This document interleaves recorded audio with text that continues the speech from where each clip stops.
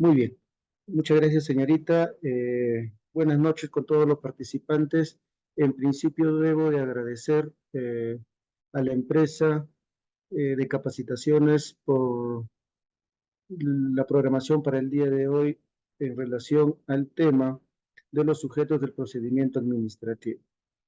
Eh, por otro lado, también felicitarles a todos los participantes quienes se hayan matriculado en este curso que es el diplomado, prácticamente denominado Derecho Administrativo o Análisis de la Ley de Procedimiento Administrativo.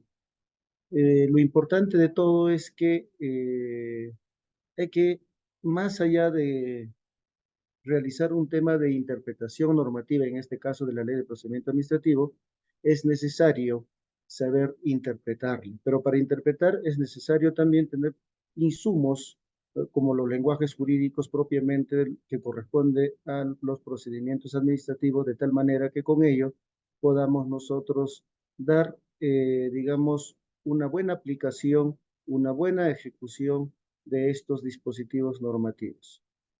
Para el día de hoy, quien le habla está encargado justamente de dar algunos alcances en relación a los sujetos del procedimiento administrativo, propiamente que corresponde al módulo número 7.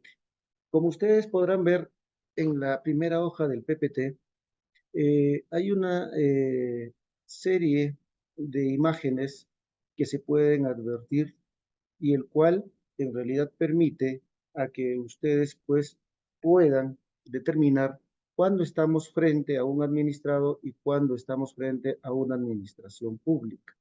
Pero para explicar todos estos aspectos de los derechos, de los deberes, de las funcionalidades que corresponden como sujetos de los procedimientos administrativos, es necesario partir con unos temas introductorios del procedimiento administrativo.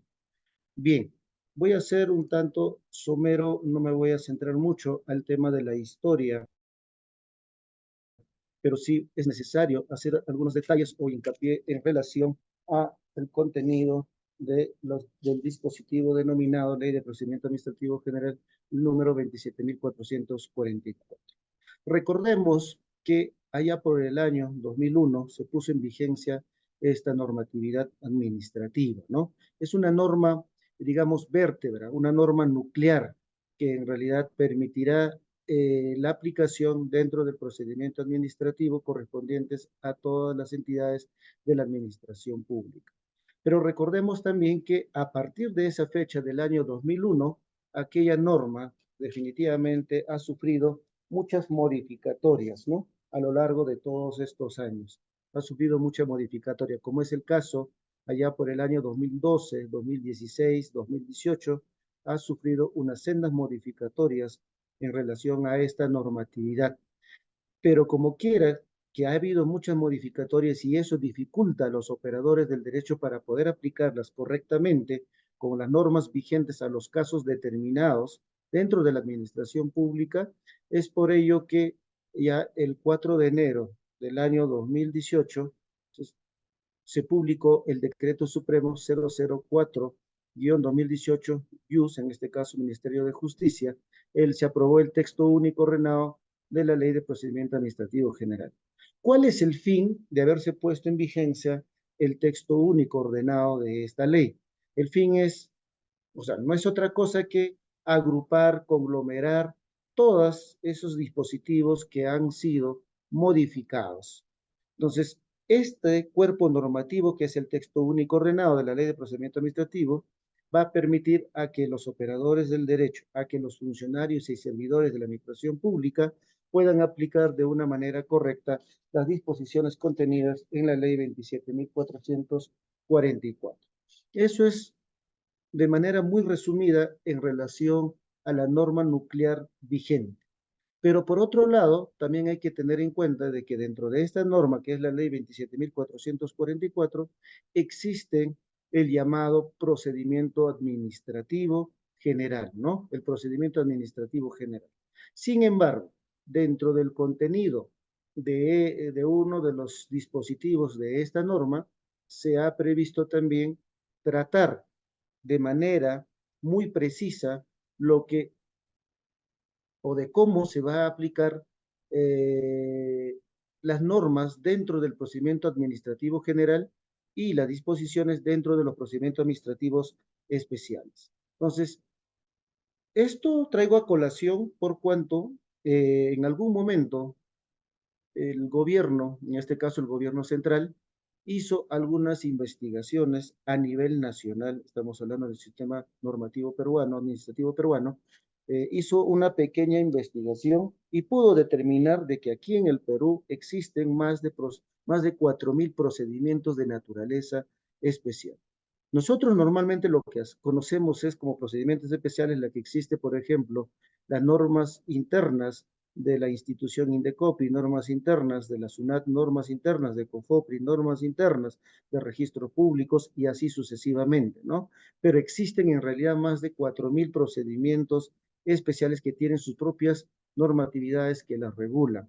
Es por ello que en la Ley de Procedimientos Administrativos General 27.444 se ha precisado de qué forma van a ser aplicados, de qué forma van a darse, van a gestar normatividad para los procedimientos especiales, pero teniendo en cuenta los procedimientos administrativos generales, vale decir, los principios consagrados en la ley 27.444, que es de suma importancia. Pero ustedes se estarán preguntando y dirán, ¿no? Oiga, Segel, pero eh, ¿dónde se encuentra regulado lo que usted nos está diciendo? Para ello, vamos a pasar a la siguiente hoja del PPT, que específicamente se encuentra previsto en el artículo 2 del título preliminar de aquella norma, ¿no? De procedimiento administrativo, que es la 27.444. Como ustedes están pudiendo advertir del contenido de esa hoja del PPT, hay algunas palabras que están resaltados en negrita, ¿ya? Están resaltados en negritas que hacen mención a los procedimientos especiales. Vamos a ver de cómo es que el Estado ha regulado justamente la aplicación de estos ambos procedimientos, tanto del procedimiento administrativo general como del procedimiento de naturaleza especial. Para ello, tenemos que dar lectura, ¿no? A los tres numerales y empecemos por el primero. La presente ley contiene normas comunes para las actuaciones de la función administrativa del Estado y regula todos los procedimientos administrativos desarrollados en las entidades, incluyendo los procedimientos de naturaleza especial. Recuerdo yo de aquellos tiempos cuando inicié a trabajar en la institución de los registros públicos, pude determinar de que dicha entidad eh, prácticamente administraba determinadas normas jurídicas especiales que se aplicaban en un procedimiento especial denominado procedimientos de calificación registral. Entonces, cuando había determinadas decisiones de los funcionarios, prácticamente era todo un poderío. O sea, estamos hablando antes de la modificatoria de este artículo. Era todo un poderío, ¿por qué razón? Porque los funcionarios y servidores precisaban en sus fundamentaciones de que no pueden entrometerse o aplicarse las normas o las disposiciones o principios de la Ley de Procedimiento Administrativo General, vale decir, de la Ley 27.444, sino que tan solo debería centrarse o regirse por su norma de naturaleza especial. Entonces, para evitar estos tipos de conflictos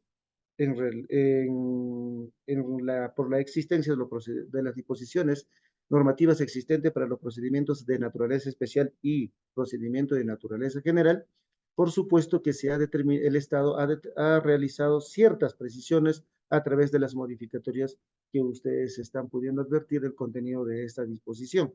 Entonces, el Estado precisa, ¿no? De esa forma, y lo vamos a ver en los numerales 2 y 3.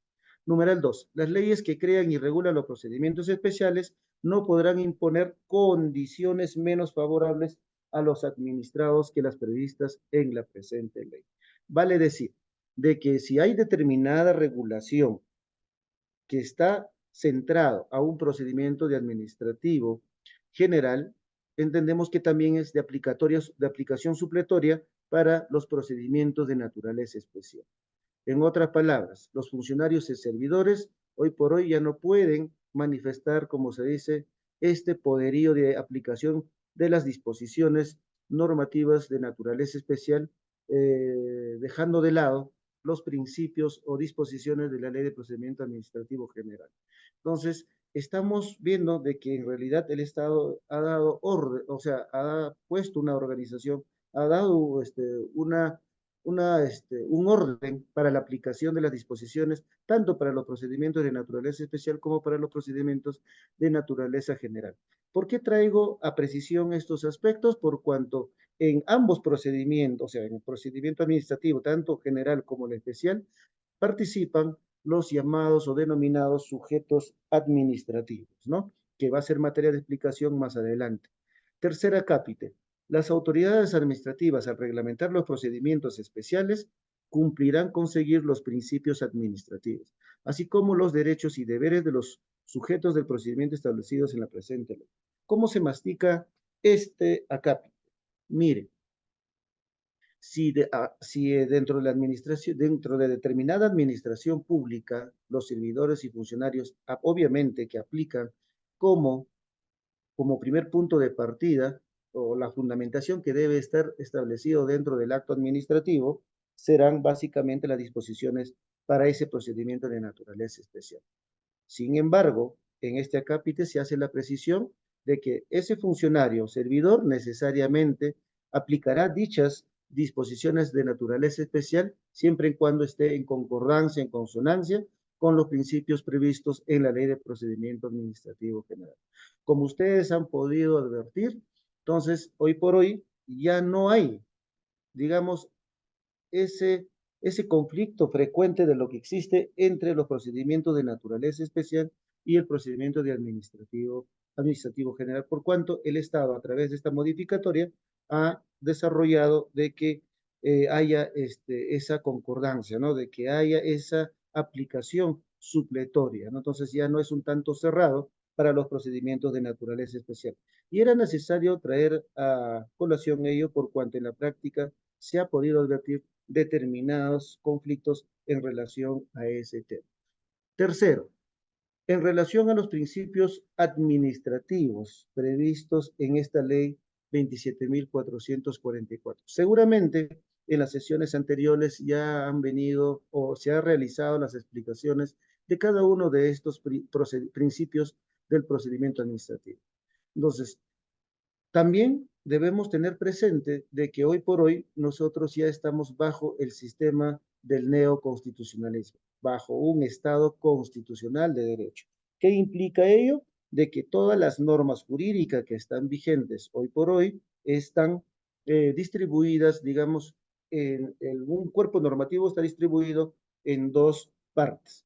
Por un lado tenemos los principios y por otro lado tenemos las reglas, ¿no? De acuerdo a esta tendencia del neoconstitucionalismo. Si nosotros nos remitimos al contenido del Código Civil, vamos a encontrar por un lado los principios y por otro lado las reglas. Código Penal, de la misma manera, ¿no? Y así sucesivamente. ¿Cómo sucede lo propio con la Ley de Procedimiento Administrativo General, la Ley 27.444, en el cual, si revisamos, vamos a determinar que en el título preliminar, como primera parte, está justamente determinados principios que son aplicados a los procedimientos administrativos. Y por otra parte, digamos la otra cara, están las reglas, el cual serán interpretadas a la luz de los principios previstos en el título preliminar. Y ahí todos los principios establecidos, que son, si mal no recuerdo, son como 18 o 19, todos son importantísimos, ¿ya? Entonces, pero vamos a traer a precisión determinados principios que deberían ser aplicados dentro de la administración pública. Eh, lo que sí debemos de tener presente es que hoy por hoy, como ya se encuentra vigente la ley que regula, ¿no? Al servir, ya debemos hablar con propiedad, ya no tanto servidor público o funcionario público, sino más bien deberíamos hablar ahora, como hay un informe emitido por la Servir, que deberíamos denominar servidores civiles, en otras palabras. Es decir, tanto a los funcionarios como a los servidores que antes denominábamos, el cual también se encuentra regulado así, por ejemplo, en el Código Penal se trata así, no dispositivamente, pero de acuerdo a la ley Servir y por especialidad ya deberíamos denominarlo servidores civiles, ¿no? A ambos. Estos principios básicamente serán normas rectoras, normas irradiadoras que permitirán una buena interpretación de las reglas, como es el caso del acto administrativo, de los plazos administrativos, de los sujetos administrativos, de la conclusión del procedimiento. Todas esas disposiciones deberán ser interpretadas justamente teniendo en cuenta estos principios. Y ustedes también se estarán preguntando, ¿no?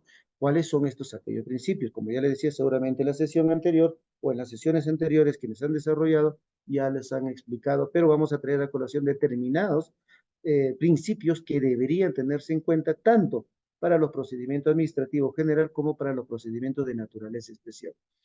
Uno de estos principios de cabeza y relevante es justamente el principio de legalidad.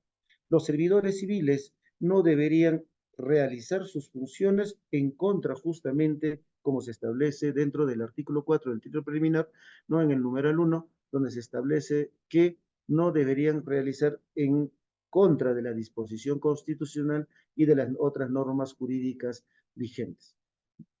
Estamos diciendo de que todo servidor público que labore en una administración pública debería realizar o centrar sus funciones, sus labores en función al principio de legalidad. Otro principio importantísimo que se debe tener en cuenta es justamente el principio de razonabilidad, ¿no? El principio de razonabilidad. A veces hay muchos administrados que cuando concurren a una municipalidad distrital, provincial o al gobierno regional o algún gobierno o alguna entidad del gobierno central, entonces siempre se quejan de determinadas situaciones, que tal funcionario, tal servidor ha emitido determinado acto administrativo de forma irrazonable, ¿no? Arbitraria hasta incluso, de esa forma nosotros podemos escuchar en la práctica. Para evitar ello es que justamente se ha implementado o se ha puesto en vigencia este principio de razonabilidad, en el que los servidores o funcionarios de cualquier entidad de la administración pública deberían emitir actos administrativos que tengan como contenido el principio de razonabilidad. Pero el principio de razonabilidad debe estar en consonancia justamente con el principio de legalidad. No debemos de aplicar la razonabilidad eh, así por así, ¿no? Tenemos que tener en cuenta que hay ciertos parámetros para poder nosotros también tomar en cuenta en las decisiones la razonabilidad. Como ejemplo sería el no afectar derechos o intereses de la colectividad. Mientras no se afecte intereses y derechos de terceras personas, entonces prácticamente tomamos una decisión o emitimos un acto administrativo fundamentado, ¿no?, en la razonabilidad y que como contenido tiene la proporcionalidad en función a, la, al, a lo que se ha solicitado por el administrado. Muy bien. Por otro lado, tenemos el principio de predictibilidad, que es un principio importantísimo y que pocas veces es tomado en cuenta dentro de las administraciones públicas. El principio de predictibilidad no es otra cosa que tomar decisiones, emitir actos administrativos de manera o en forma clara, precisa, ¿no? Que genere eficiencia y eficacia, ¿no?, del contenido del acto administrativo. Con esto quiero decir de que si en algún momento emitimos, por ejemplo, un acto administrativo, en este caso una resolución administrativa, eh, en favor de una comunidad campesina, debería ser lo más entendible para que en algún momento quizás no estén de acuerdo con determinada decisión que consta dentro de ese acto administrativo, pueda formular el recurso de apelación, ¿no? Entonces, hagamos de que el contenido de estos actos administrativos sean entendibles, no solo cuando se plasman las decisiones dentro de un acto administrativo, sino también cuando la administración pública tiene que orientar a través de sus funcionarios o servidores a los administrados, deberían realizar de la misma manera, de forma clara, ¿no?, de forma entendible, que ellos también puedan subsanar en algún momento determinadas observaciones que pudieran haber sido advertidos por la administración pública. Entonces, es un principio importantísimo. Tenemos la legalidad, la razonabilidad, la predictibilidad y, por otro lado, tenemos el principio de simplificación administrativa. Ojo, no olviden de que allá por el año 2016 ya se implementó mediante un decreto legislativo la simplificación administrativa. En algunas entidades públicas no se cumple este tema de la simplificación administrativa. Quien le habla en algún momento recurrió, por ejemplo, al Poder Judicial e incluso hice mi trámite de un antecedentes, por ejemplo, antecedentes penales y antecedentes judiciales. Esto fue a través del Internet, ¿no? Cuando fui prácticamente para recoger mis antecedentes ya de forma impreso, allí en el Poder Judicial, de hecho que había una serie de requisitos. El personal que elaboraba simplemente me dijo, ¿sabe qué, señor? ¿Usted tiene su voucher? Sí, efectivamente. ¿Tiene la copia de su DNI? No lo tengo la copia de mi DNI. Es necesario que usted traiga la copia de mi DNI, de su DNI. Entonces le dije, pero ¿dónde queda la aplicación del principio de simplificación administrativa? Cuando usted quizás tiene, por ejemplo, algún usuario como para que pueda conectarse con la RENIEC y determinar que yo soy la persona y que es el que ha solicitado la emisión de un antecedente. Entonces, simplemente lo que hizo el personal fue cerrarse, ¿no? No, usted traiga y yo ya consulté con mi superior y me ha indicado que tiene que traer sí o sí. Entonces, no se está cumpliendo el tema de la simplificación administrativa. Y lo vamos a ver cómo funciona este principio de simplificación administrativa más adelante con el denominado principio de interoperabilidad institucional, que no es otra cosa que la colaboración entre entidades públicas en función a las informaciones internas que administran cada una de estas entidades. Bien, entonces, eso sería como algunos aportes introductorios. Por otro lado, tenemos los actos administrativos, ¿no? Entonces, es como consecuencia ya de haberse iniciado el procedimiento y dando conclusión a ese procedimiento. Recuerden ustedes que hay una canción y como acostumbro decirlo siempre, es que nada es eterno, ¿no? Todo tiene su final como esa canción de Héctor Lavoe, todo tiene su final. Entonces, justamente se pone o se concluye un procedimiento mediante un acto administrativo. Pero este acto administrativo justamente está complementado con determinados elementos, ¿no? Que permite, ¿no? De que este acto o actos administrativos tengan validez. Uno de estos elementos justamente es el sujeto. Y cuando hablamos del sujeto, estamos viendo de que es tema materia de exposición para el día de hoy, los sujetos del procedimiento administrativo. Cuando hablamos del sujeto como elemento de que debe constar dentro de un acto administrativo, tenemos que primero pensar de que hay alguien que solicitó determinada, digamos, emisión de derecho o reconocimiento de un derecho. Pero también hay alguien quien tomó determinada decisión bajo una competencia. Y eso, como ustedes están pudiendo visualizar en la hoja del PPT, se complementa con los demás elementos, que es la voluntad, el objeto, el motivo, el fin y la forma de los actos administrativos. Entonces, ya nos vamos acercando, ya vamos llegando al tema que es materia de exposición a los llamados o denominados sujetos del procedimiento administrativo. De acuerdo a la regulación de esta ley de procedimiento del procedimiento administrativo general, ley 27.444, se reconoce a dos sujetos dentro de ello. Una de ellas es la administración o denominado entidad administrativa y los llamados administrados. Y ustedes estarán diciendo, ¿no? Pero cuál es el contenido de cada uno de ellos, quiénes participan en cada uno de ellos. Y justamente eso lo vamos a ver en las siguientes hojas del PPT, ¿ya? En las siguientes hojas del PPT. Vamos a Doctor, empezar. disculpe, una consulta. Bueno, acá un participante ha escrito al chat, mencionaba, ¿cómo hago efectivo mi derecho de acceso permanente si muchas veces los seguimientos de mi trámite por la web no son actualizados ni completos? ¿Cómo hago para saber este dato, pero no de manera verbal? A ver, o sea, se está refiriendo a que es un trámite de manera virtual. Entendemos así, ¿no? Ujú, trámite por la web. Ujú. Claro. Mire, para llegar a ello es importante tener en cuenta, bueno, vamos a adelantar, ¿ya? Hay un principio denominado el principio de interoperabilidad institucional. Cada una de las entidades de la administración pública, llámese desde el gobierno central, gobierno regional, gobierno local, están en la obligación de implementar determinadas plataformas dentro de la administración pública para brindar el servicio de manera virtualizada.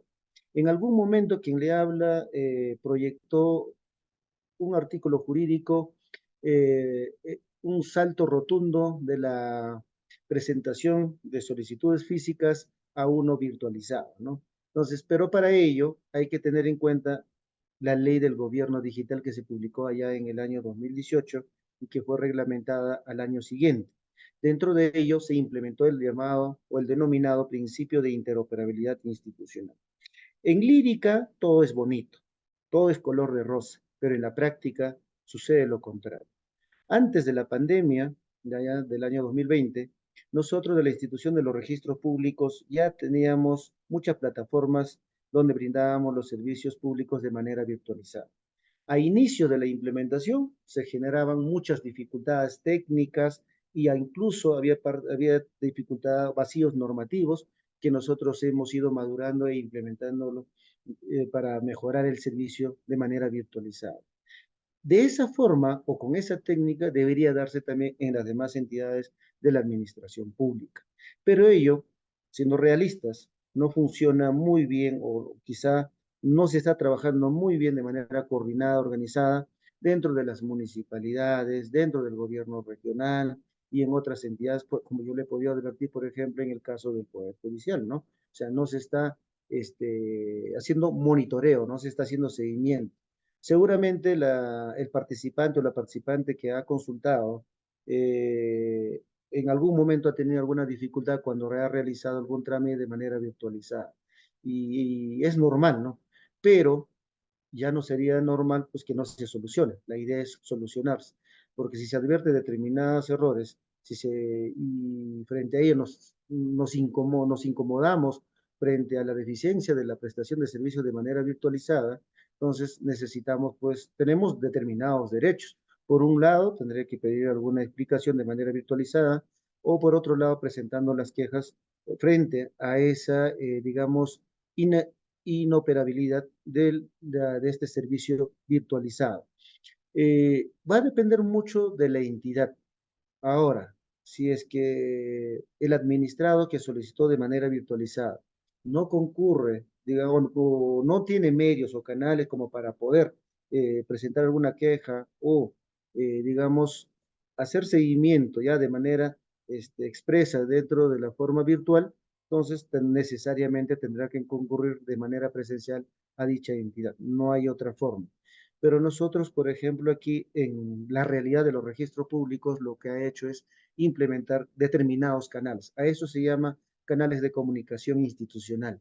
Nosotros hemos implementado, por ejemplo, eh, determinado correo institucional, hemos puesto en vigencia determinadas plataformas virtuales por el que realizan las quejas o la demora en la prestación de los servicios, como es el caso también lo común que ha sucedido en todas las entidades y que manejamos hasta ahora nosotros, que son los IPs, ¿no? O sea, los anexos de cada entidad pública. Entonces tenemos muchos canales de comunicación como para poder nosotros, digamos, presentar determinadas quejas y puedan cumplirse con estos servicios. Pero y toda entidad está en la obligación de mejorar estos tipos de servicios.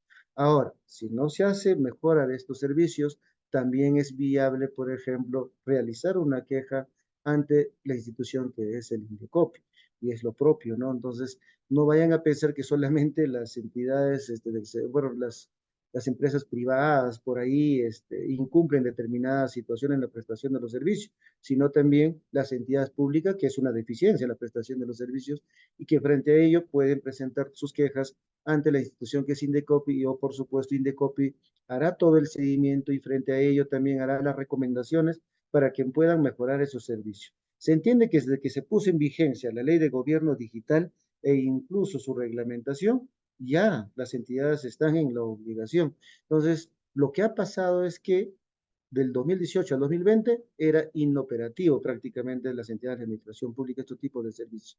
Pero desde ya con la pandemia del año 2020, prácticamente ya era urgente, era una necesidad urgente que se implemente. Pero pese a todo ello, es que no se está haciendo el seguimiento, el monitoreo respectivo para que pueda ir funcionando estos tipos de plataformas. No sé si puede contestar a su respuesta del participante.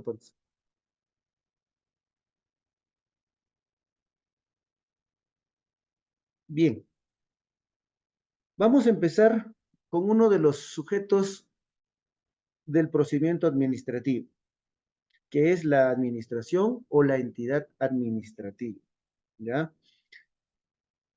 En este caso, vamos a tener en cuenta lo previsto en el artículo 1 del título preliminar de la ley 27.444.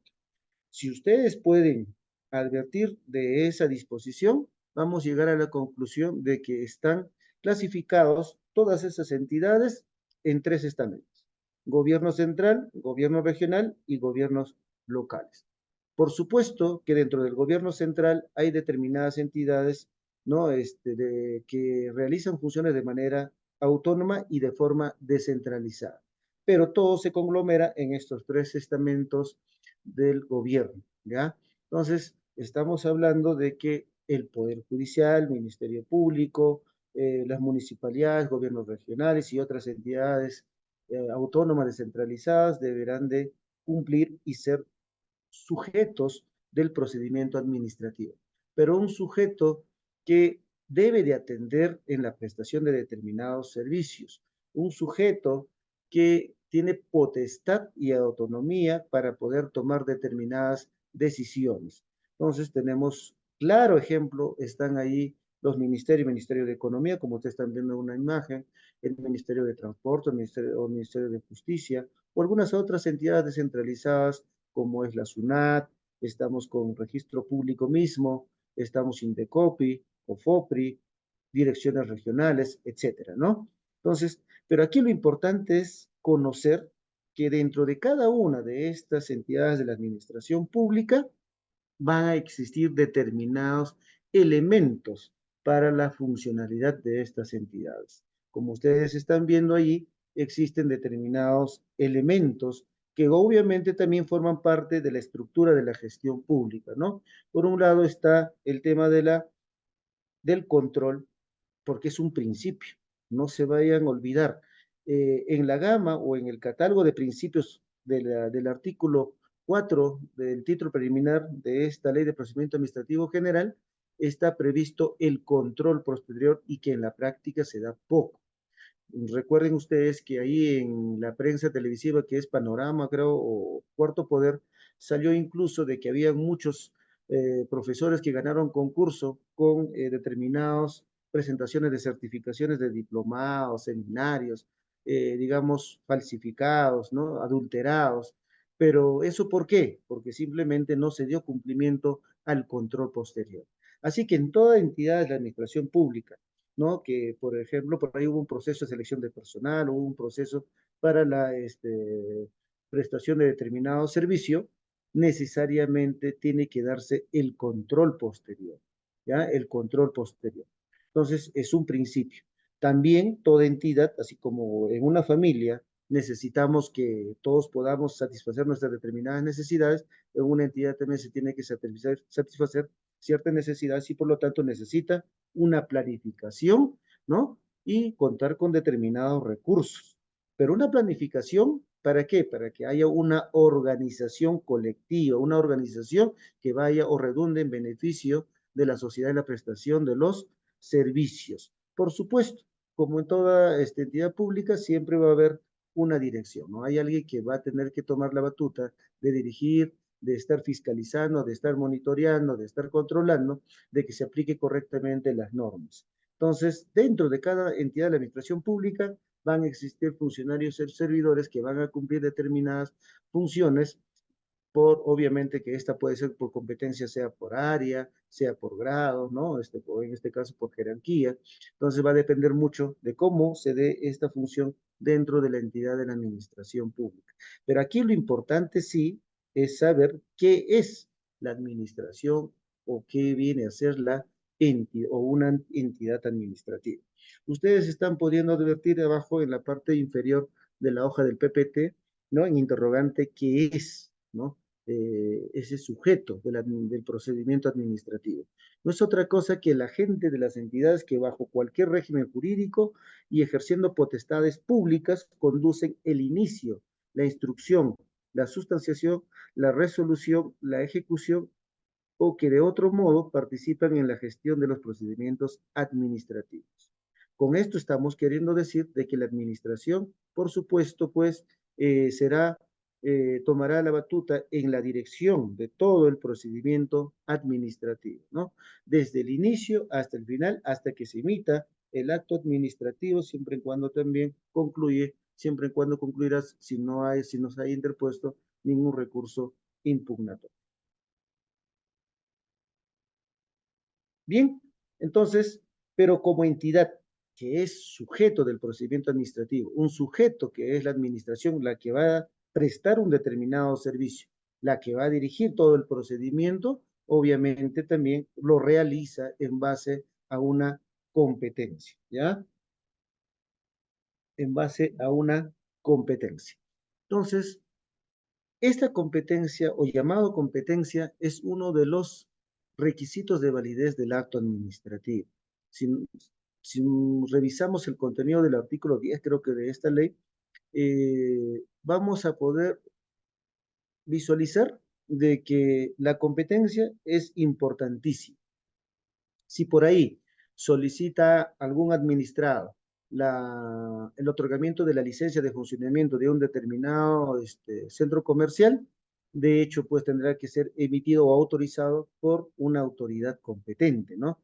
Entonces, ahora, si es que solicitan a la municipalidad la declaratoria de fábrica o la aprobación de la declaratoria de fábrica, por supuesto que también tendrá que ser aprobada o tomada la decisión por una autoridad competente.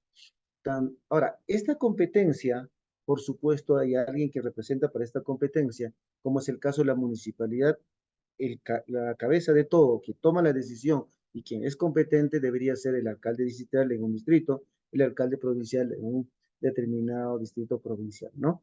Entonces, pero existe la figura de la delegación de funciones, claro, entonces, y ahí donde nace la competencia el que ha sido delegado, ¿no? Nace determinada competencia. Quizá en una municipalidad distrital pequeña, por ahí no hay gerente del área de infraestructura, pero el alcalde, como va a estar gestionando, se va a estar realizando determinados trámites con otras entidades, entonces a veces no va a estar quizá mucho tiempo en la entidad edil. Por lo tanto, lo que sí tiene que hacer y para que se mantenga esta prestación de servicio continuado, tendría que delegar sus funciones al gerente municipal, ¿no? Para que pueda evaluar, aprobar determinadas peticiones que se realizan dentro de la municipalidad.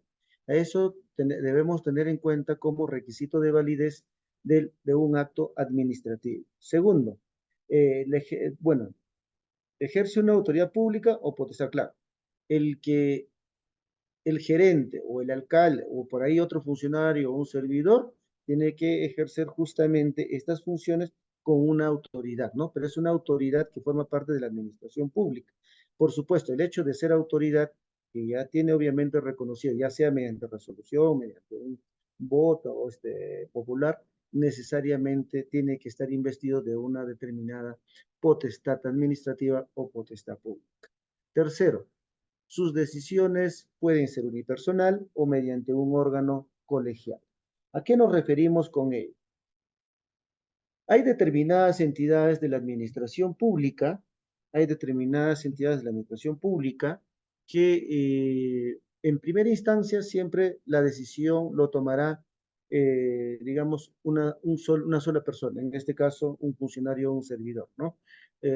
Por ejemplo, mi municipalidad provincial de Huaraz, tenemos la gerencia del área de desarrollo urbano. Entonces, si hay alguna petición por ahí de visación de plano o hay una aprobación de una subdivisión, por supuesto, tendrá pues que aprobar esa subdivisión, ¿quién? Será en este caso el gerente, ¿no?, de desarrollo urbano. Tendrá que aprobar ello, pero de forma individual, de forma unipersonal. Y si es que hay negación de la visación de ese plano, esta puede ser materia de apelación, ¿no?, ante una segunda instancia.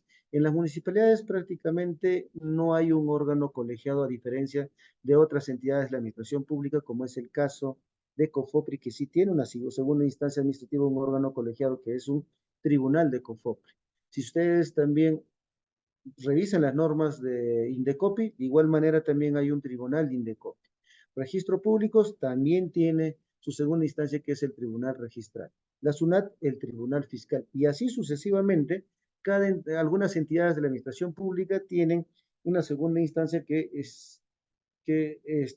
son resueltas por órganos colegiados. A eso se refiere, ¿no?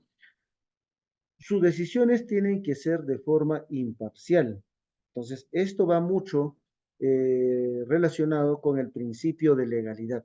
Entonces, el hecho que ahí, por ejemplo, el administrado sea mi vecino al que yo le tengo bronca siempre, eso no implica que yo tengo que tomar decisiones negando su petición, ¿no? Cuando en realidad sí amerita otorgarse determinado servicio. Entonces, el tema es aquí de que por más que tú tengas problemas con esa persona, lo que aquí debe de prevalecer son las funciones que están previstas en esta ley de procedimiento administrativo conforme al principio de legalidad.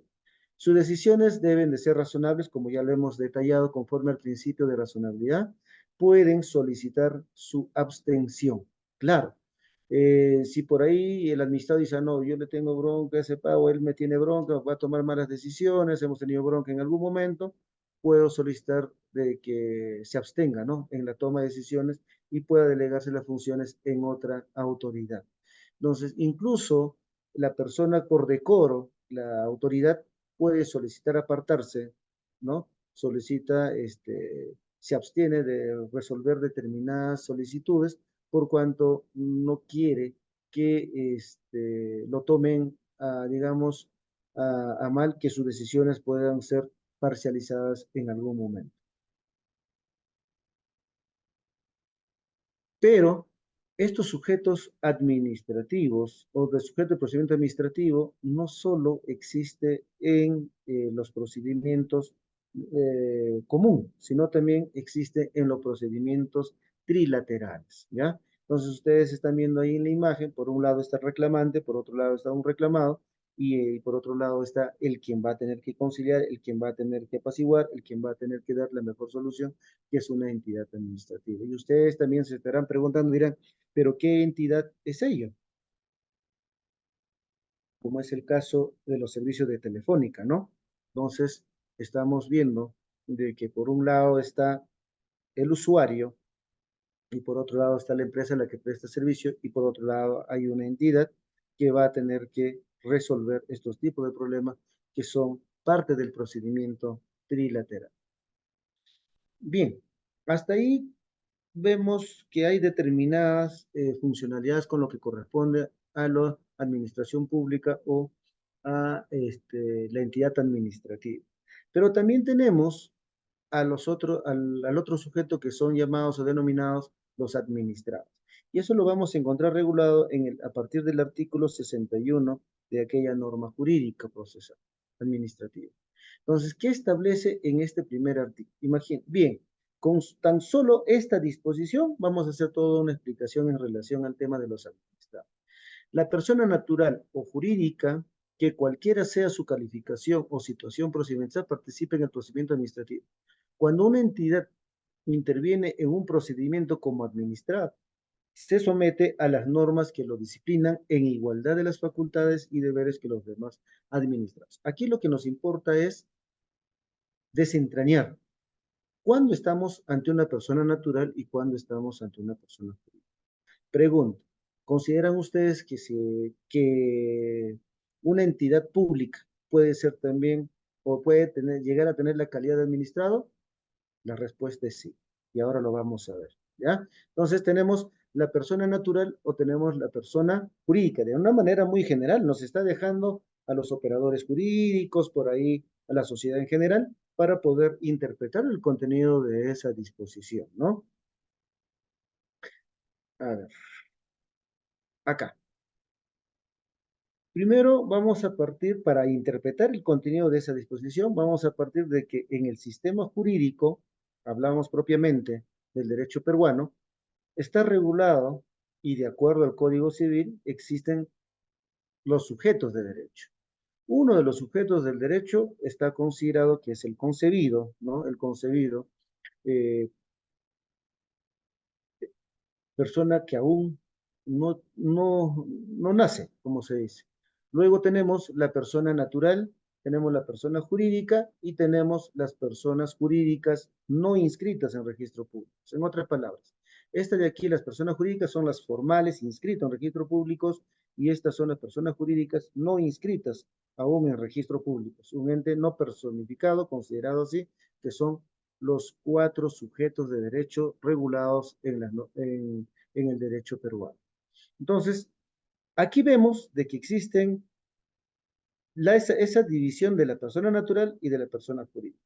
La persona natural, por supuesto, en el caso de los menores de edad, podrían solicitar podrían realizar un trámite ante la administración pública, pero siempre con la representación legal que corresponde, ¿no? En este caso, la patria potestad, la tutoría, la curatela, bueno, etcétera. Pero en el caso de las personas jurídicas, sí es necesario realizar una determinada explicación. La clasificación clásica de las personas jurídicas, lo normal que se ha realizado hay personas jurídicas de derecho público y personas jurídicas de derecho privado, ¿ya? Personas jurídicas de derecho público y personas jurídicas de derecho privado. En las clasificaciones de derecho, personas jurídicas de derecho públicos están los internos y los externos. Un externo ejemplo son los consulados. Los internos pueden ser la municipalidad, gobiernos regionales o algún ministerio u otras entidades de administración pública. Eso es cuando estamos ante las personas jurídicas de derecho público, que también tienen la condición que en algún momento puede ser administrada, como es el caso de que COFOPRI, una entidad de administración pública, puede solicitar determinados informes a una municipalidad provincial donde realizará el saneamiento de determinados predios. Entonces se convierte en un administrado. Entonces no vayamos a pensar que solamente los particulares son administrados, ¿no? Como persona natural, como persona jurídica, sino también las personas jurídicas de derecho público, ¿ya? La otra vertiente de la clasificación clásica es justamente las personas jurídicas de derecho privado. Estas también consideradas desde el punto de vista lucrativas y las no lucrativas. Las lucrativas y las no lucrativas. Las no lucrativas justamente son las que no, digamos, no hay esa distribución de ingreso, de la riqueza que pueda generar una determinada persona jurídica a sus miembros. Claro ejemplo están las asociaciones, comités, fundaciones, rondas campesinas, comunidades campesinas, organizaciones sociales, etcétera, ¿no? Por otro lado, tenemos a las personas jurídicas con fines lucrativos, como es el caso de una empresa individual de responsabilidad limitada, más conocido como la CIRL, y también tenemos a las personas, a las diferentes modalidades societarias regidas por la Ley General de Sociedades y otras normas especiales que regulen también, ¿no?, a las personas jurídicas lucrativas. Cualquiera de estas modalidades como personas jurídicas puede concurrir a una administración pública, solicitar determinadas autorizaciones, solicitar determinados reconocimientos de derechos o quizá por ahí la prestación de un determinado servicio. Entonces, no olvidemos, hay una gama de personas jurídicas que sí pueden ser o tener la calidad de administrado. Entonces, ya teniendo en conocimiento tanto las personas naturales como las personas jurídicas, ahora sí vayamos de cómo es que ellos están considerados dentro de este procedimiento administrativo.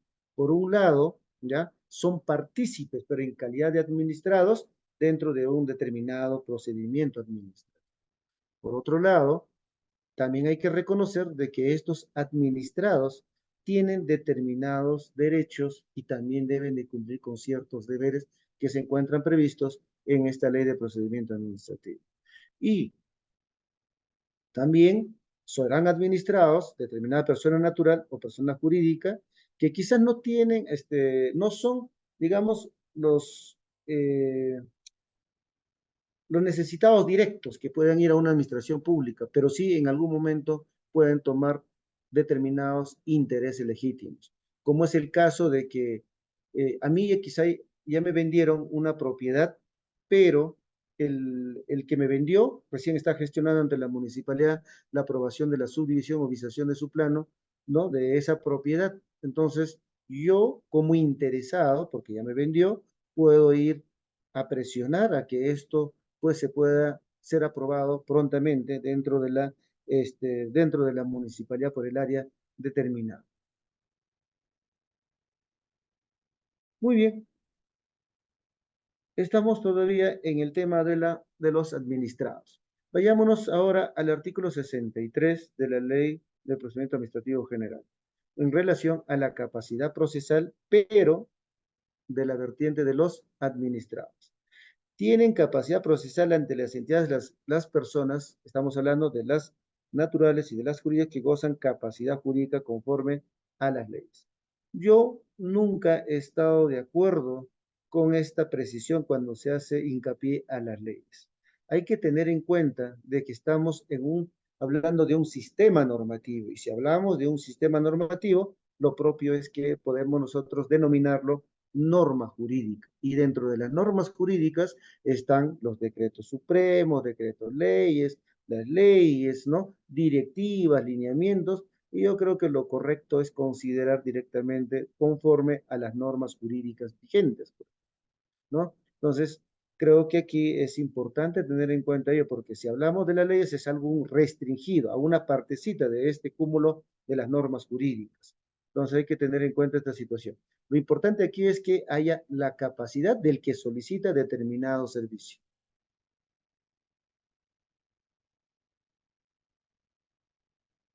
En cuanto a las personas jurídicas, hablamos de que tiene que existir la representación. Cuando hablamos del empoderamiento o cuando hablamos de la representación, nos remitimos directamente a este libro del Código Civil que es el acto jurídico, ¿no? Básicamente en el tema de la representación. Por un lado existe la representación voluntaria y por otro lado existe la representación legal. En este caso, hablamos no de una representación voluntaria, sino básico, desde la regla general de una representación especial o representación legal. ¿Por qué razón? Porque en una asociación siempre existen determinados órganos. Y los órganos, o la máxima de los órganos es justamente de una asamblea general dentro de una asociación. Pero también por otro lado está el consejo o la junta directiva. Pero dentro de ese consejo directivo siempre hay uno de cabeza que es el presidente de la asociación, quien tendrá representación legal, bueno, por supuesto, cuando esté vigente, para que en representación de la asociación de moradores de determinado barrio o asentamiento humano pueda solicitar determinada prestación de servicio ante una entidad de la administración pública. En el caso de las empresas societarias, ahí por ejemplo es una sociedad anónima, abierta o cerrada o una sociedad comercial de responsabilidad limitada, siempre tenemos otro órgano que es, en este caso, puede haber directorios en lo que corresponda o pueda que existe el gerente general o subgerente quienes tienen las facultades y también hay representación legal, por supuesto, conforme a lo previsto en las normas jurídicas que le corresponden para cada uno de ellos. ¿Ya? Ahora, también puede haber representación de las personas jurídicas cuando quizás el gerente dice, no, yo no tengo tiempo para ir a hacer trámite. El directorio quizás para ausente porque para gestionando por ahí para el ingreso de la empresa.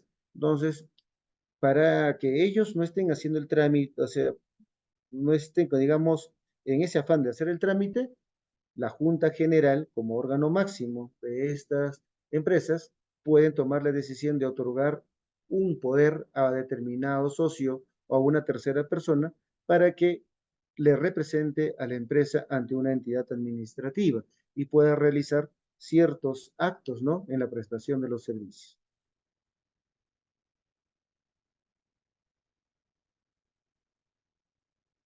A ver.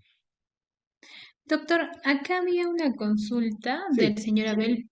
Quería que por favor lo lea. Señor Abel estará ahí para que pueda. ¿cuál será la consulta, por favor? A ver, lo que pasa es que lo leí y no se entendía A muy ver, bien, yo por voy eso a, quería que el señor a Abel ver. pueda prender su audio. Sí, a ver, que Señor Abel, prenda nomás y que me consulte, no hay ningún inconveniente. a ver,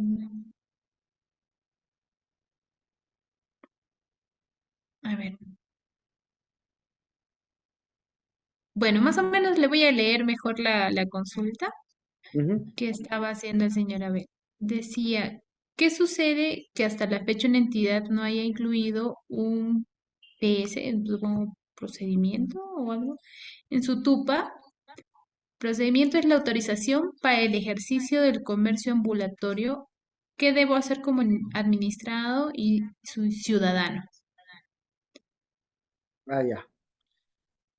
Esa pregunta está relacionada justamente también con un tema que actualmente está en una situación de dilema, digamos así, de duda dentro de la Dirección Regional de Agricultura. Eh, Mire, ¿qué es lo que pasa en la Dirección Regional de Agricultura? En el anteaño pasado se publicó la ley que permite el saneamiento físico legal de predios rurales a favor de cualquier administrado, ¿no? Que tenga interés para que puedan sanearse. Entonces, permitía de que cualquiera de nosotros podía ir a agricultura y solicitar de que me puedan sanear una prescripción adquisitiva por tiempo de posesión de mi propiedad, pero de manera individual no habría problema, pero tenía que pagar determinado monto, ¿no? Para que me puedan realizar la prestación de ese servicio.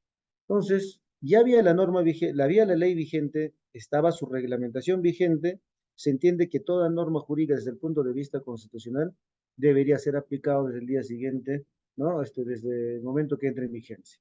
Lamentablemente, lo que pasa es que en la Dirección Regional de Agricultura no se está dando trámite a ningún expediente, a ninguna solicitud, por cuanto se alega de que no está ese acto considerado dentro del TUPA de la Dirección Regional de Agricultura. Pregunta, ¿debería ser, digamos, eh, necesario que esté en el TUPA para que se dé inicio al trámite? No, la norma está vigente, sino que allí dentro de la entidad, mientras se pueda aprobar o actualizar o incorporar dentro del TUPA determinados actos administrativos, necesariamente o temporalmente, en función a estas normas vigentes, la autoridad administrativa tendría que aprobar determinados, digamos, directivas o lineamientos para poder realizar estos trámites temporalmente hasta que se actualicen quizás dentro de su TUPA, ¿no? Una vez que se actualice TUPA, ahí sí se podría dejar, digamos, de lado los lineamientos. Lo mismo, esta realidad también podríamos trasladarlo justamente a lo que dice el participante, ¿no? Porque ¿qué pasa si no está actualizado? Y no puede ser en realidad una negación en la prestación de los servicios, pese a que no esté en el TUC. Entonces, lo correcto es ello, porque la norma está vigente desde el día siguiente. Y todos, en este caso, el sujeto administrativo, que es la autoridad administrativa representado por algún funcionario o servidor, están en la obligación de aplicar la norma jurídica vigente, pese a que no esté determinados actos dentro de un determinado TUPA. Porque el TUPA se va actualizando en función a las normas jurídicas vigentes y en función a las realidades, a las necesidades que se van dando. Entonces, mientras no hay, o sea, puede de acá, digamos, la norma está vigente hace 5 años y tengo, hasta ahora no actualizo mi TUPA, tampoco puede ser una negación y continuar con esa negación, sino la solución debe ser de manera inmediata. Y por supuesto, tendría que presentar su queja directamente ante el INDECOPI, para eso existe la entidad INDECOPI, para que pueda participar, ¿no? Y hacer las recomendaciones del caso y que con prontitud pues se pueda incorporar esos actos en el TUP. Pero lo cierto es que no puede negarse a los administrados, pese a que no esté considerado en el TUPA, si hay norma jurídica vigente. Muy bien, doctora, acá también hay un participante que está levantando la mano. A ver si podrá ¿No? prender su audio. El señor Víctor Pavel Córdoba estaba Doctor Segel, levantando. buenas noches. Buenas noches. ¿Cómo está, doctor? Muy agradecido por su participación. Doctor, una consulta. Entonces, en este caso se podría aplicar también la misma lógica que usted explica para la situación siguiente. Eh, por razones de operatividad, COFOPRI ya no tiene intención de volver a hacer trabajos o actividades en un determinado centro poblado. Entonces, transfiere las competencias a las municipalidades distritales. Eso es un caso bastante común en muchos lugares. Sin embargo, la mayoría de las municipalidades distritales no cuentan con un procedimiento establecido para continuar con ese proceso de formalización y otorgar los títulos de propiedad. Incluso hay alguna mala práctica de algunas municipalidades que, creyendo que en la partida registral aparece como titular la municipalidad distrital, no entienden que esa titularidad es solo con fines de formalización y, por el contrario, se irrogan derecho de propiedad, ¿no? Entonces, sí he tomado conocimiento de que no, como no está contemplado dentro de su tupa, simplemente cierran el camino para que el administrado pueda continuar con el proceso de formalización. ¿Usted, desde el ámbito registral, doctor, ha tenido a la vista algún expediente o algún título que haya dado mérito a la inscripción de un proceso de adjudicación? No sé si en mérito a una resolución municipal o a un acuerdo de consejo municipal. ¿De qué manera se está tratando eso a nivel del registro? Bien, Muchas es gracias, importante, doctor. está bien. Es importantísimo aquella pregunta, ¿no? Mire, por la experiencia que tengo por haber laborado en la institución que es COFOPRI, de hecho, eh, en muchas ocasiones los personales de COFOPRI han concurrido a las visitas al campo para poder notificar, para poder empadronar y a veces se han programado visitas primera, segunda, no se les ha llegado a ubicar a aquellas personas. Y finalmente eso quedaba, digamos, sin titularse esos lotes, ¿no? Y para evitar esa situación es lo que se ha aprobado, si mal no recuerdo, es el anteaño pasado, se aprobó una norma jurídica que lo voy a pasar a la señorita para que pueda compartir con ustedes. Se aprobó esa norma jurídica generando o viabilizando la transferencia de esos lotes que ya no se les ha llegado a ubicar a aquella persona, ¿no? Por la continua visita que se ha realizado. Es cierto, todos, como le decía, está en lírica. Entonces, ahí está la norma. Ya le han transferido justamente para con fines, o sea, técnicamente, legalmente se ha transferido, pero para que continúe con la operabilidad del saneamiento físico legal a favor de los particulares en posesión. Entonces, incluso acá en registro público nosotros hemos inscrito muchos lotes a favor de las municipalidades. Por lo tanto, para que continúen con ese trámite de saneamiento. Es lamentable de que aquí en nuestra región, hasta ahora, que yo sepa, no hay municipalidad, bueno, salvo excepción nada más, que es la de Guarmey, que ahora lo voy a explicar, que no realice, porque la competencia de saneamiento físico legal es básica exclusivamente de las mismas municipalidades provinciales. Si en algún momento se hizo que operativamente trabaje con FOPES fue mediante la delegación de funciones ¿no? que lo manejó las municipalidades provinciales. Bien, pero ahora está regresando, como se dice, esa funcionalidad para que puedan eh, cumplir con este proceso de saneamiento. La verdad, no he tenido hasta ahora, no ha habido municipalidad de aquí, de la zona sierra, salvo, como le digo, el de Guarmey, que hayan realizado ya este tipo de procedimiento e incluso la adjudicación respectiva y que hayan ameritado la inscripción aquí en registros públicos. La norma está, lo que faltaría es implementar determinado procedimiento dentro de las municipalidades. En esa norma que he hecho mención, básicamente lo que hace es que las propias municipalidades puedan implementar sus procedimientos internos.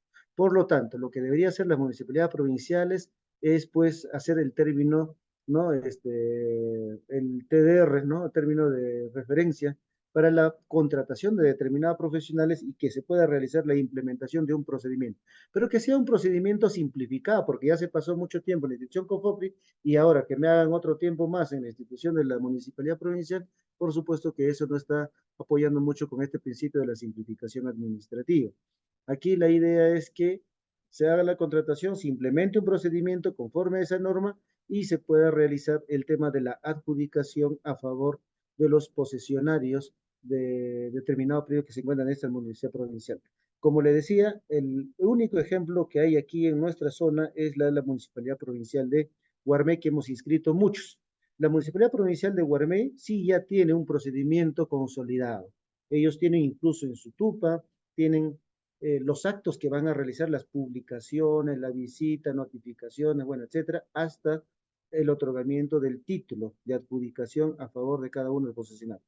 Pero ellos lo están manejando una adjudicación a título oneroso, pero a un costo mínimo, ¿no? Que le permite también eso costear quizás al funcionario servidor que está encargado de esa labor y que lo realiza de esa forma. Pero ya hay una solución, ya hay una, digamos, un procedimiento implementado. Incluso hasta antes de esta normatividad lo manejaba la institución que es la Municipalidad Provincial de Guarmey. Otro tema ya es cuando la misma municipalidad empiece a, digamos, ser titular de esa propiedad, puede realizar determinadas adjudicaciones a través de una escritura pública notarial que lo puede hacer de una manera ordinaria. Pero si es que hacemos de una manera, digamos, de bajo costo o a costo cero, tendría que trabajarlo con estas normas de procedimiento especial. Yo creo que hacer un procedimiento o implementar un procedimiento dentro de una municipalidad provincial no es muy engorroso, sino el tema es tener, conocer, digamos, los procedimientos para poder desarrollar e implementar dentro de una municipalidad que no debería ser, pues, una prestación debería ser a lo mucho un mes, ¿no? Un mes que haga entrega de un debido procedimiento que sea aprobado en Consejo de Regidores y que el Consejo de Regidores, pues, lo implemente a través quizás de una ordenanza. Muy bien, bienvenido. Y entonces con ello empieza todo el procedimiento.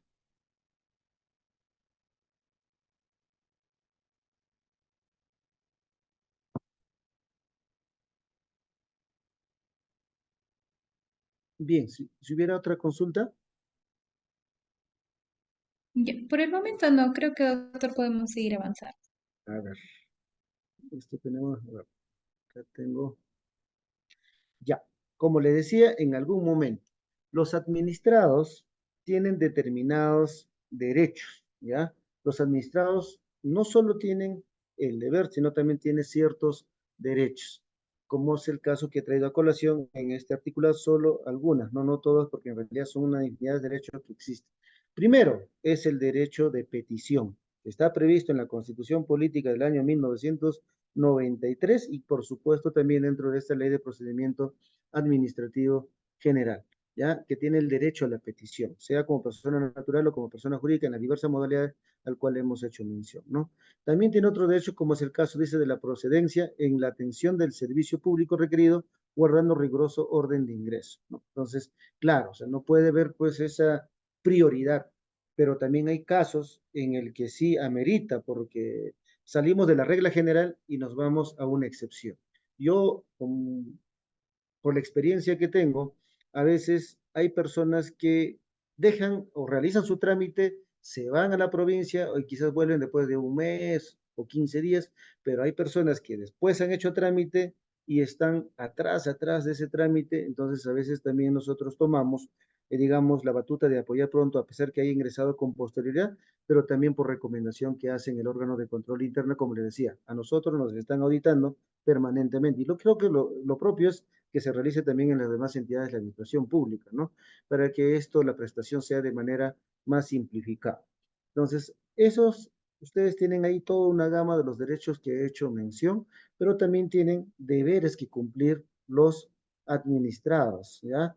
Tienen ciertos deberes de cumplir, que deben de cumplir los administrados, como es el caso, abstenerse de formular pretensiones o articulaciones ilegales, de declarar hechos contrarios a la verdad o no confirmados como si fueran fehacientes. A ver, en la práctica hemos podido determinar de que a veces hay solicitudes de mala fe.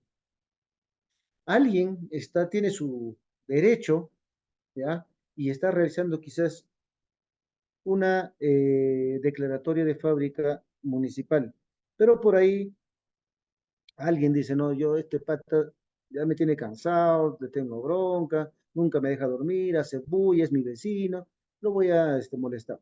Presenta de mala fe una solicitud para que se paralice ese trámite.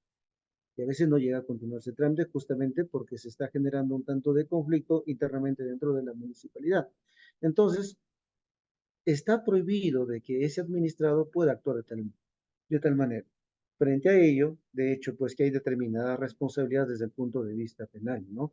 Entonces, ese es por un lado. Segundo, prestar su colaboración para el pertinente esclarecimiento de los hechos. Claro, así como solicita, también tiene que colaborar el administrado. Si la entidad administrativa no cuenta con determinada información, entonces el administrado tiene que apoyar, tiene que colaborar para que pueda brindarse un buen servicio dentro de la administración pública, ¿no? Es decir, llegar a lo que está peticionando o en fin, a lo que ha querido el administrado. Y así sucesivamente hay una serie de derechos que se va a encontrar en ese artículo 67 de la ley de la ley de procedimiento administrativo general. Aquí, de lo que corresponde a la autoridad administrativa, sí hay algo que rescatar que es sumamente importantísimo, ¿ya? Es sumamente importante y que se da frecuentemente en la práctica. Es el tema del encauzamiento y del conflicto de competencia. Dos cosas importantes que deberíamos tener en cuenta en relación a las autoridades administrativas como sujeto del procedimiento administrativo.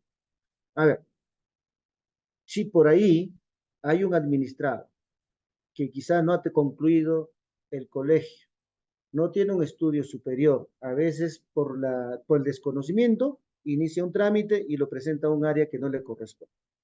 ¿Qué sucede en la práctica? A veces el funcionario o el servidor, porque no está capacitado o porque desconoce determinado trámite, a veces niega rotundamente, lo rechaza diciendo no es competencia de esta.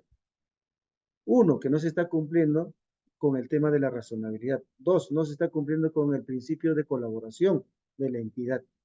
Tres, no se está cumpliendo con el tema de la simplificación. Al contrario, lo que está haciendo es ser burocrático con esa actuación la entidad de la administración pública. Entonces, ¿cuál es lo correcto? Lo correcto es que ese servidor o funcionario dice, advierta, allá, mi área no es competente, muy bien, pero no le voy a estar rechazando pobre al señor, ¿no? Entonces, lo que hago es encauzar al área donde corresponda.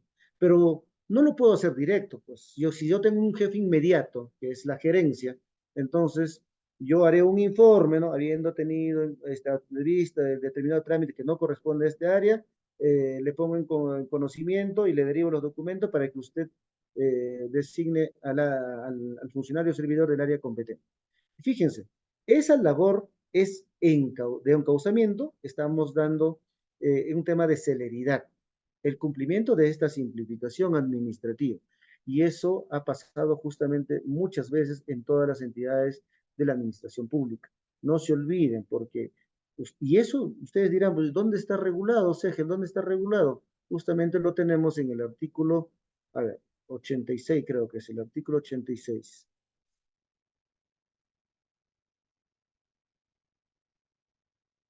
Acá está. Es el artículo 86 de la Ley de Procedimiento Administrativo Generales. Encauzar de oficio el procedimiento cuando advierte cualquier error u omisión de los administrados, sin perjuicio de la actuación que les corresponda a ellos. Entonces, todo funcionario servidor de la administración pública está obligado a realizar encauzamientos ante los defectos u errores que pudieran haber cometido en la tramitación determinado administrado, ¿ya? Eso es importantísimo. Ahora, el otro tema que se debe tener en cuenta es justamente acá, el conflicto de competencia, ¿ya? Es en relación al conflicto con la función jurídica. Ya, este es un tema muy importante. Cuando durante la tramitación de un procedimiento la autoridad administrativa adquiere conocimiento que se está tramitando en sede jurisdiccional una cuestión litigiosa entre dos administrados sobre determinadas relaciones de derecho privado que precisen ser esclarecidas previamente al pronunciamiento administrativo, solicitará al órgano jurisdiccional una comunicación sobre las actuaciones realizadas. Es decir, si yo, SEGE, soy gerente del área de administración tributaria y veo que hay determinado conflicto, me están pidiendo por ahí, por ejemplo, una devolución de determinado monto por haberse pagado un tributo en exceso, y yo tendré que, pues, si he tomado conocimiento, me dice alguien por ahí, sabe que SEGEL, ten cuidado con esas personas porque ahí están en un proceso judicial. Entonces, lo que tengo que hacer es remitir un oficio al órgano jurisdiccional para advertir si es que hay determinado procedimiento entre estas personas. Frente a esa situación, entonces me remitirán determinadas copias, realizaré las evaluaciones y frente a ello, pues Lo que ahora la pregunta es cómo tiene que tomar la decisión la autoridad administrativa. Y eso se encuentra regulado justamente en el siguiente numeral, ¿no? Lo que ustedes están viendo es, recibida la comunicación y solo si estima que existe estricta identidad de sujetos, hechos, fundamentos, la autoridad competente para la resolución del procedimiento podrá determinar su inhibición hasta que el órgano jurisdiccional, es decir, es como una suspensión, ¿ya? No resuelvo hasta que el órgano jurisdiccional resuelva y me comunique en qué terminó ese procedimiento. Entonces, la autoridad administrativa debe tener en cuenta esa situación. En muchos de los casos no se dan cumplimiento a ello. Quizá porque justamente no tenemos esa comunicación en aplicación del principio de interoperabilidad con las demás instituciones, como es el caso del órgano jurisdiccional. Otro aspecto que se debe tener en cuenta también es la delegación. Bueno, la delegación de funciones no hay mayores problemas porque se puede acreditar con las resoluciones. Pero aquí en la delegación de firma, ¿ya? En la delegación de firma, que es importantísimo, no se vayan a olvidar. Si por ahí el gerente está siendo invitado a muchas reuniones de gestión o quizás a una capacitación que va en beneficio, que redunde en beneficio de la entidad, entonces, como no tengo tiempo, puedo a una persona de confianza delegar mi firma, ¿ya? En alguna ocasión quien le habla asumió también el cargo de gerencia y como asumió el cargo de gerencia, quizás el asistente puso mi nombre abajo y yo lo firmé y al costado puse una X, ¿no? Un por. Pero no es lo correcto. Lo correcto es que debería consignarse solamente mi firma, el nombre de abajo del funcionario el que me ha delegado a mí la firma y yo solamente lo que hago es firmar y poner al costado un check, un X, ¿no? Porque abajo justamente eso se establece en el artículo 80, perdón, numeral 83.2. En caso de delegación de firma, el delegante es el único responsable y el delegado se limita a firmar lo resuelto por aquel, ¿no? El delegado suscribe los actos con la anotación por, seguido del nombre y cargo de quién, del delegante, es decir, de la persona que me está delegando la firma. Pregunta, ¿cómo? ¿Con qué documento voy a delegar? ¿Así será verbal? No. Papelitos manda, se tiene que acreditar, es decir, mediante un memorando con son normas de gestión interna, ¿no? Entonces, mediante un memorando, delego a una persona de confianza para que pueda firmar por mí cuando yo me ausente, 2 o 3 días, pero dando en cuenta. Eso lo puedo precisar en el memorando. Se delega la firma a tal persona para que suscriba determinados documentos. Quizás todo no, pero hay excepciones en el que no se puede firmar, ¿no? Determinados documentos, como es el caso, dice, las resoluciones de procedimientos sancionadores o aquellas que agoten la vía administrativa que están exceptados para que se haga la firma por delegación. Entonces, esto es importantísimo. En realidad, en cuanto a los sujetos de procedimiento administrativo, hay mucho que hablar. El día de mañana que se va a tocar los demás temas, que es el inicio del procedimiento, ahí vamos a complementar con algunos aspectos más en relación a los sujetos del procedimiento administrativo. Lo importante de todo es que el día de hoy hayamos dado unas pinceladas de todos estos elementos del procedimiento, uno de los elementos del procedimiento que son los sujetos del procedimiento, para poder nosotros entender o comprender el inicio del procedimiento administrativo dentro de las entidades de la administración pública. Muchísimas gracias, más bien si hubiera alguna consulta, estoy llano a absolverlas. Sí, doctor, había una consulta. A ver, señora Abel, ahora sí puede prender su micrófono, por favor.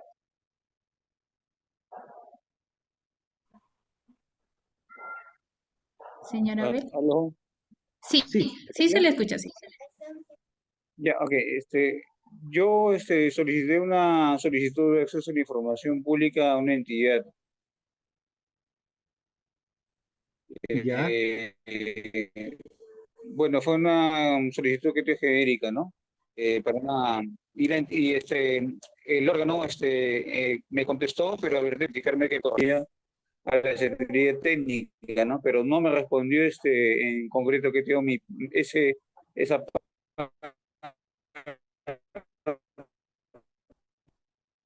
ese pedido que me correspondía hasta el momento, no hasta la fecha. Entonces estoy viendo que usted está indicando, no está obedeciendo el tema del encauzamiento, ¿no? Entonces, el tema que me está pasando, ¿qué haría, no? Respecto a de acceso a información de ese contestado, ¿cómo hago, no? No le llegué a captar muy bien. A ver, resumidito nomás porque estaba entrecortada la señal. Me dice que usted pidió Sí, una información a una entidad. nuevamente le consulto. He realizado una solicitud de información pública diciéndome que ese pedido. Y hasta el momento O sea, no le han respondido hasta el momento.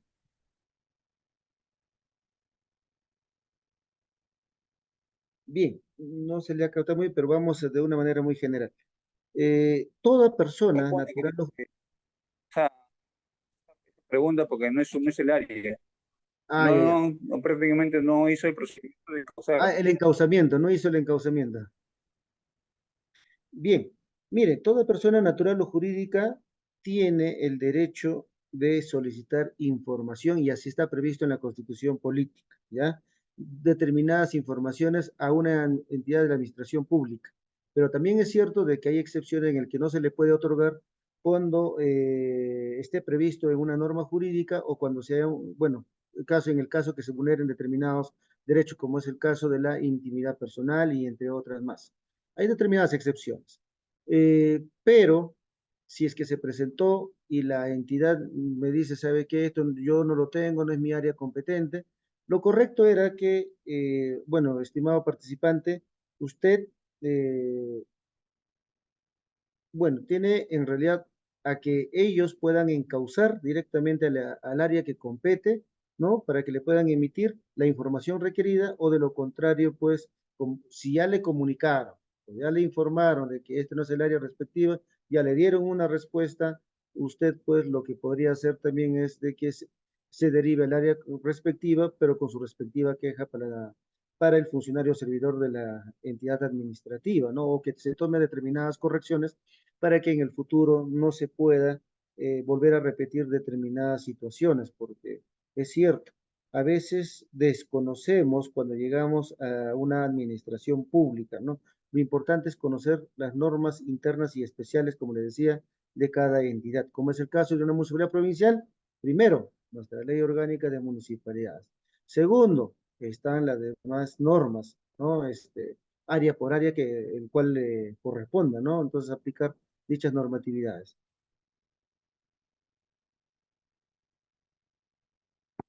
Listo. Doctor, también había un participante que estaba levantando la mano.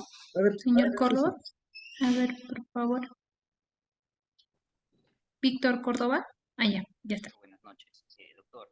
Para no quitar mucho tiempo, voy a ser un poco preciso. Más que nada, de repente me voy a apartar un poquito del tema, pero quisiera aprovechar la oportunidad para poder escuchar su punto de vista desde su experiencia registral. Las municipalidades distritales o los gobiernos regionales tienen un mecanismo especial de saneamiento físico. Tienen un mecanismo especial de saneamiento físico legal de predios que lo hacen al amparo de la cuarta disposición complementaria de la ley de municipalidades, si no estoy equivocándome, cuando a través de un acuerdo de consejo municipal pueden realizar el proceso de formalización.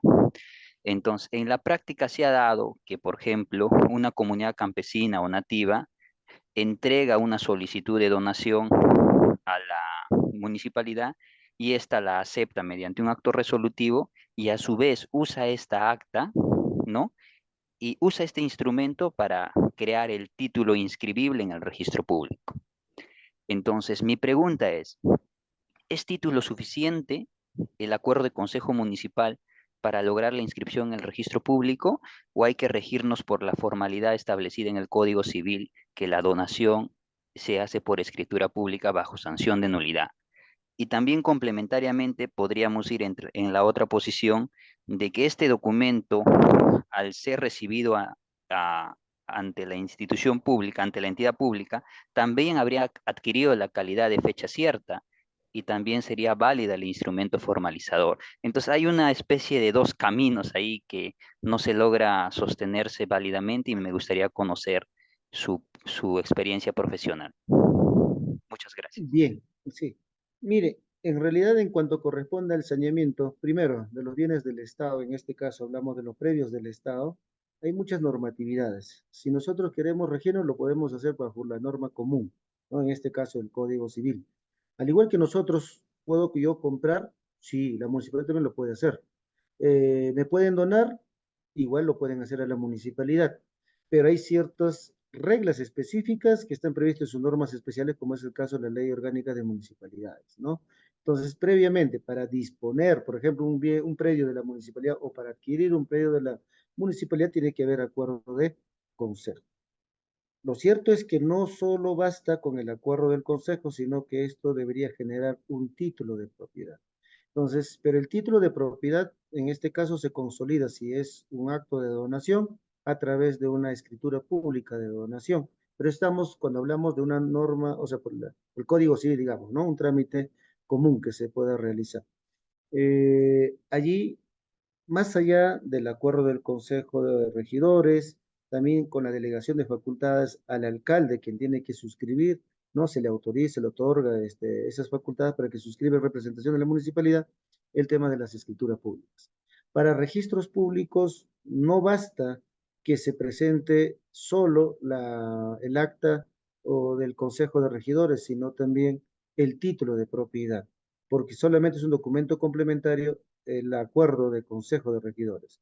El título de propiedad es una escritura pública e incluso puede ser una resolución administrativa siempre en cuando así esté previsto en normas jurídicas vigentes, como es el caso de ya, si vamos por el lado de saneamiento especial de la municipalidad, bajo la competencia de la municipalidad, bajo estas normas de la transferencia que le han hecho las municipalidades provinciales, pueden emitir una resolución con su respectivo título, ¿no? Entonces, eso sí ya es suficiente. O sea, se emite la resolución, pero también hay un documento adicional que se llama título, complementado con la resolución para que eso se pueda ser inscrito en registro público. Como vemos, no es necesario de que se otorgue todavía una escritura pública suficiente o un acto administrativo emitido en la misma municipalidad. Ahora, las municipalidades incluso pueden llegar a ser propietarios de determinados predios bajo normas especiales de prescripción administrativa. ¿Para qué? Para que en algún momento ellos, por ejemplo, ya inscritos en registros públicos con las normas especiales de la SBN, que ha sido materia de modificación también allá en el año 2021, 22 creo. Entonces, en función a ello, por ejemplo, la municipalidad puede llegar a ser propietario de un determinado predio que puede ser de 10 hectáreas, de 20 hectáreas. ¿Con qué fin?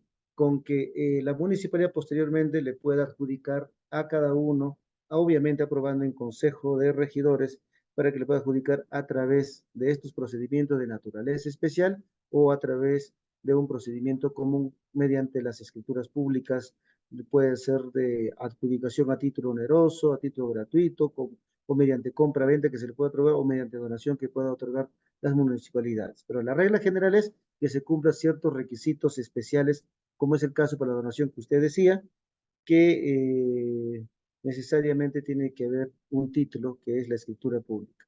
No basta, ¿no? Con esa documentación. Va a depender mucho de cada supuesto que existe, para cada supuesto que hay, ¿no? Doctor, sin ánimo de repente prolongar esta exposición, Ujú. literalmente dice el artículo 48 de la Ley General de Municipalidades, ¿no? Inscripción de bienes municipales en el registro de la propiedad. Los bienes inmuebles de las municipalidades a que se refiere el presente capítulo se inscriben en los registros públicos a petición del alcalde y por el mérito del acuerdo de consejo correspondiente. O sea, Ya, no, pero sí, doctor, claro, pero adelante. eso es otro supuesto, o sea, es diferente. O sea, ese es otro supuesto, ¿ya?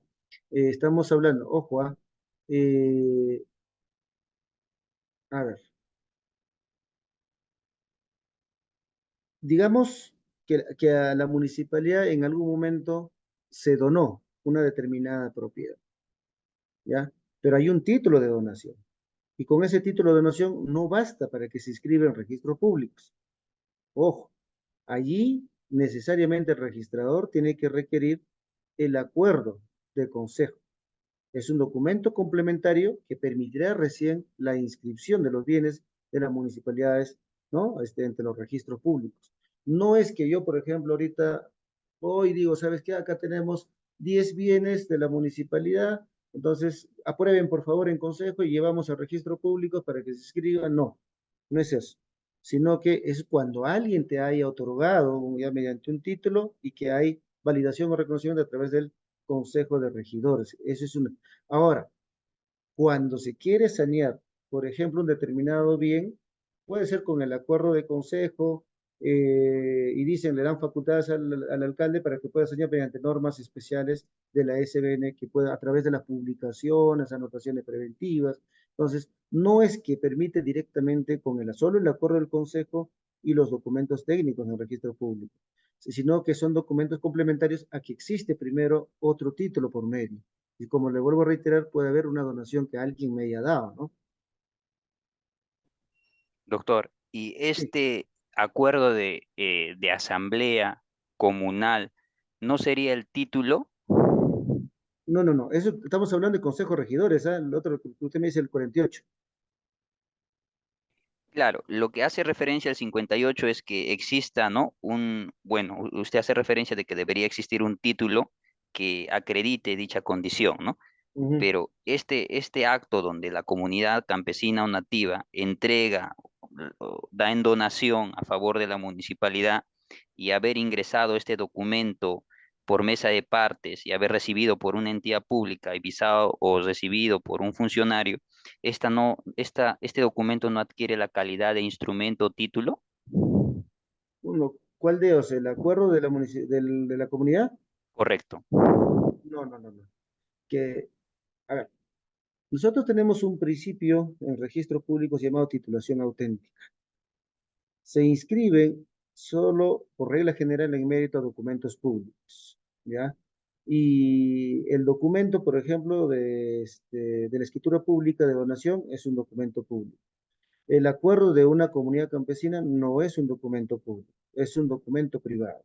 Entonces, el hecho que haya dado en donación a la municipalidad mediante un acuerdo de la comunidad no quiere decir que es el título suficiente para inscribir el registro público. Y tampoco el hecho que la municipalidad haya aprobado en Consejo de Regidores tampoco es el documento, digamos, idóneo para que se inscriba en el registro. Son documentos complementarios. Es decir, a ellos se tiene que añadir el título de propiedad respectivo. Vale decir, de que si es que se aprobó en acuerdo de la comunidad campesina, le dieron facultades al presidente, firmó la escritura pública, entonces tenemos que pedir adicionalmente a eso el acuerdo de consejo de la municipalidad para que se inscriba ese acto de la donación en mérito al título de donación, que es la escritura pública. O sea, eso se interpreta en ese sentido. Eh, Quizá usted lo está tomando una interpretación, pero muy particular en función a esa normatividad. Correcto, doctor. Muchas gracias. Muy agradecido. Ok, ok.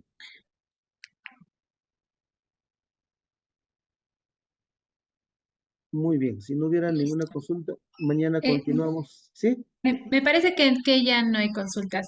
Ya. Muchas gracias, doctor, por la ponencia de hoy día. Nos estamos reencontrando el día de mañana a las 7:30. Gracias, doctor. Igual a los participantes, recordarles, la sala Zoom está abierta desde las 7, pero la ponencia empieza a 7:30. Cualquier duda o consulta, me escriben al chat, a los que han estado llegando los links. Y también vamos a colgar en la plataforma lo que es